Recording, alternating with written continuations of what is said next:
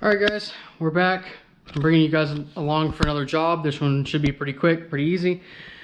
Really quick before I start the video, I just want to let you guys know any feedback on this kind of content really helps me out. So if you find yourself enjoying this video or the content, or if it helps you out at all, please leave it down in the comments below what you think. If you don't like this kind of content and you'd rather only see performance stuff and modifications, then let me know that down in the comments as well. But right now, let's go ahead and get to the job. So a customer came in for a diagnosis saying that they think they have a bad wheel bearing, and I took a drive with the customer, listened to the car. Couldn't really hear a whole lot from sitting in the passenger seat, but you know, got it up in the air, did the shakedown test, and confirmed that this wheel bearing is bad. I don't know if you guys will be able to see it, but there's quite a bit of play in that wheel bearing. So let's go ahead and take it all apart, get the wheel bearing ready to come off, and I'll kind of walk you guys through it. First, you want to start by taking off your brake caliper bracket and caliper. So that's just two 18mm bolts back here, one here and one down here. I'm sure you guys know how to take brake caliper brackets off, so let's get this off. We're going to get a Torx bit and take that Torx out of the rotor so we can get the rotor off, and then I'll show you guys what's next. So really quick, just because these can be a pain in the butt and they can strip really easily, I figured I'd show you guys my method for these Torx bits, Torx star screws in the rotors. What I like to use is a little impact driver like this.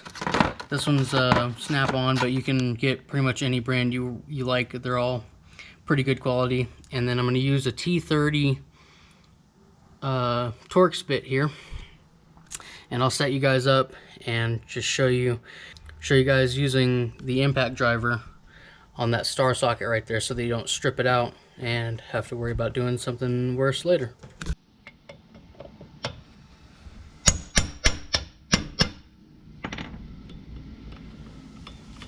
Easy peasy. Having the right tools makes your life so much easier.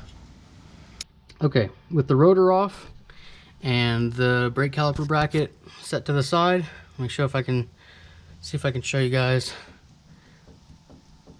Not sure how well it comes across on camera, but there's quite a bit of play in this wheel bearing. You guys, I'll put the clip of it with the tire and everything, but it's pretty bad. So to get to these bolts on the back, thankfully it's a bolt-in style, so there's just, I think, 3 bolts on the back. One here, and then probably one back in here, and then one at the bottom probably, but I'll show you guys those in a second. To get to those, let's go ahead and get this clip out of the way. It's just a little tab down here on the bottom. You just pull your clip out, move that to the side so we can get better access to these bolts. And then let me get the right size socket and we'll get these bolts out. I jumped a little bit ahead of myself. Before we get these nuts on the bolts on the back off of the wheel bearing, we want to knock this axle out. So this axle nut here is a 36mm. Right there, 36mm. So let's go ahead and bang this axle nut out, and then we'll get those nuts on the back, the bolts on the back off.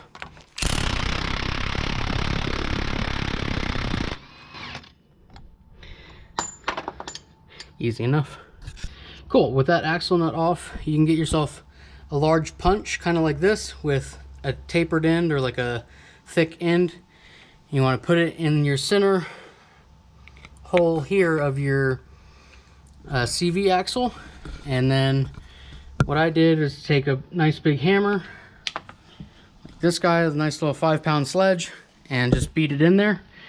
I would recommend not ever hitting directly on the end of the CV axle here, because if you mess up the outside of this taper, it's going to be really hard, if not impossible, to start your axle nut back on to your CV axle. So we want that to be able to go back on, or else we're going to have to buy a whole new CV axle.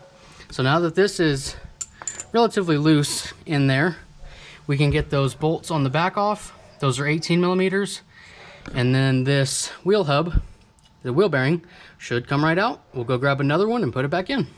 So that was kind of a pain in the ass, but not the worst thing I've ever done. Wheel bearing is out. There it is on the ground.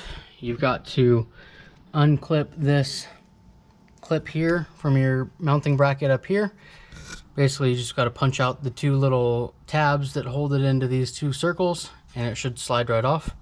Unfortunately, somebody at Cadillac or GM or whatever, the engineers decided to put this nut and bolt for the upper ball joint directly in front of this bolt for the wheel bearing.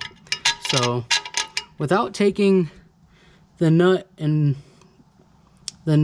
off of here and banging out your ball joint for your upper control arm, what I did is just take a box end wrench, an open end wrench, and I kind of just sat here and turned it like a little quarter turn at a time.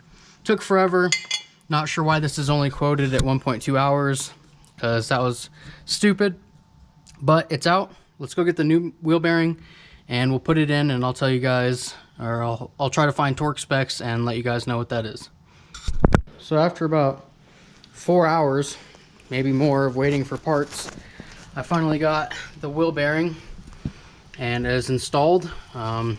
Really quick, I want to go over pretty much what I did to install it. It's really just the reverse of taking it off. So installing it, you want to tighten this nut to 118 foot-pounds, and then the 3 bolts in the back you want to tighten to 92 foot-pounds. As far as this clip here, you want to make sure when you install the wheel bearing that you install it with this clip at the top. So basically at 12 degrees. That's something I didn't do at first, and I had it down here, and it was going to contact with the CV axle. So you got to make sure it's installed at the top, and then once you're ready, just go ahead and slide it on back into its position, and it's pretty much good to go just like that. So should sit just like that. Your cable will be pretty taut because it needs to be out of the way of the CV axle. Like I said, 92 foot-pounds for the bolts on the back. This one over here, it probably in the long run is easier to just take the ball joint out. So I think in the future, if I ever have to do this again, maybe on the other side, I will take the ball joint out and get it out of the way so that this one is easier to torque down.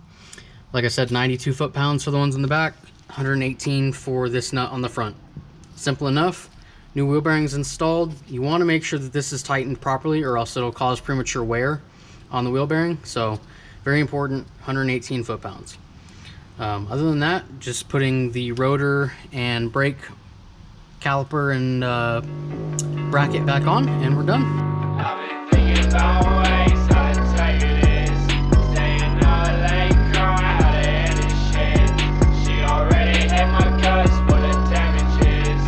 She keep my fucking car, she's so mended. I've been thinking about ways how to take this. Staying up late, crying how to end this shit. She already hit my guts, what the damage is. She keep my fucking car. That's gonna do it for this one, guys.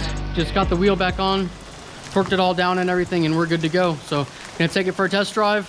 Other than that, she's done. I appreciate you guys watching. Hopefully this video helped you guys out if you're trying to do this job on your own. I'll have a lot more automotive content, DIY stuff coming up on the channel. Got more cars to work on, so stay tuned, subscribe, like the video, and share it if it helped you guys out, and we'll see you in the next one. Peace.